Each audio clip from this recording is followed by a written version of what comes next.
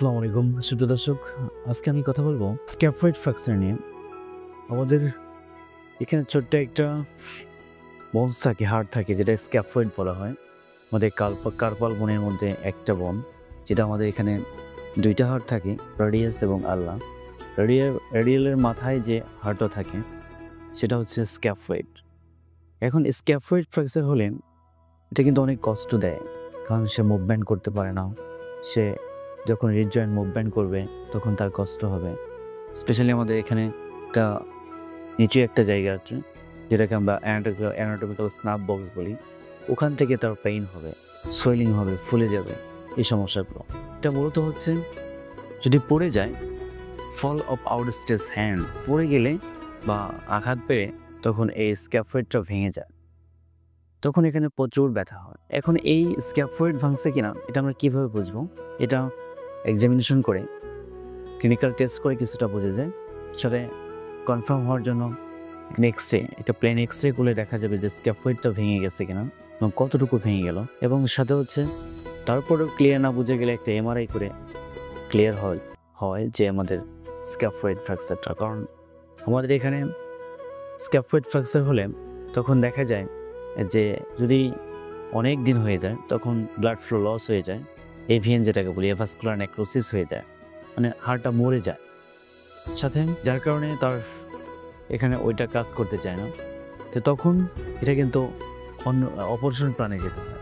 Scaffold যদি ভেঙে যায়, এখানে ভেঙে গেলে প্রথমে আর্লি অবস্থায় যদি ধরা পড়ে, অবশ্যই এটাকে ভাঙার ধরনের উপর ডিপেন্ড করে এটা চিকিৎসা হবে। যদি আমাদের ভেঙে যায়, এক্সরে করে দেখার পরে, কারণ এই ভাঙা তিনভাবে ভাঙে, আবার ডিস্টাল পার্টটা ভেঙে যায়, অনেক সময় মিডিয়াল পার্ট ভাঙে, সাথে হচ্ছে প্রক্সিমাল পার্ট ভাঙে। তো এখন ভাঙার কী পরিমাণ ভাঙছে সেটার উপর ডিপেন্ড করে ট্রিটমেন্ট হবে।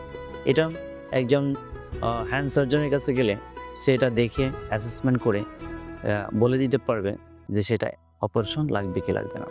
সেটা যদি ভেঙে যায় তখন এটাকে ব্যান্ডেজ করে একজন হ্যান্ড সার্জনের কাছে আসতে হবে।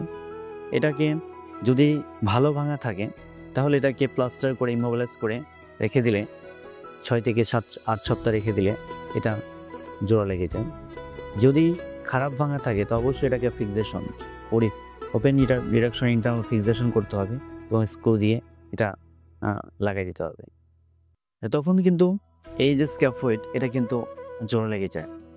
তো এটা জোড়া লাগলে, স্ক্যাফয়েড ফ্র্যাকচার হলে এটাকে প্লাস্টার করা বা অপারেশন করা, এটা করলে যেটা জোড়াটা লাগে, কিন্তু মুভমেন্ট করতে কিন্তু অনেক কষ্ট হয়, সে আগের লাইফে ফিরতে কষ্ট হয়। তো স্ক্যাফোল্ড ভেঙে গেলে প্রথমে যেটা হবে, একজন হ্যান্ড সার্জনকে দেখাতে হবে। সেটা প্লাস্টার লাগলে প্লাস্টার দিবে বা অপারেশন লাগলে অপারেশন দিবে। এবং এটা অপারেশন করার পরে বা প্লাস্টার খোলার পরে তারপর আপনাকে একজন ফিজিওথেরাপিস্টের কাছে যেতে হবে, যে এটাকে অ্যাসেসমেন্ট করবে, সেন্সরি মোটর অ্যাসেসমেন্ট করে দেখবে যেখানে যে কোনো মুভমেন্ট কেমন আছে। কারণ এখান থেকে এই পর্যন্ত অনেকগুলো মাংসপেশি থাকে, প্রত্যেকটা মাংসের শক্তি দেখতে হবে এবং সাথে হচ্ছে জয়েন্টের রেঞ্জ অফ মোশন দেখতে হবে। সাথে হচ্ছে আপনাকে এটার স্ট্রেন্থ দেখতে হবে, শক্তি দেখতে হবে।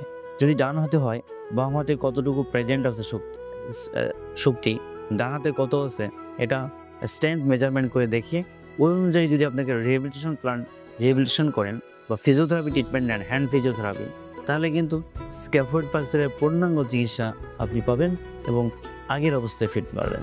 দর্শক, আশা করি আপনারা বুঝতে পেরেছেন স্ক্যাফোল্ড ফ্র্যাকচার হলে কী করতে হবে। স্ক্যাফোল্ড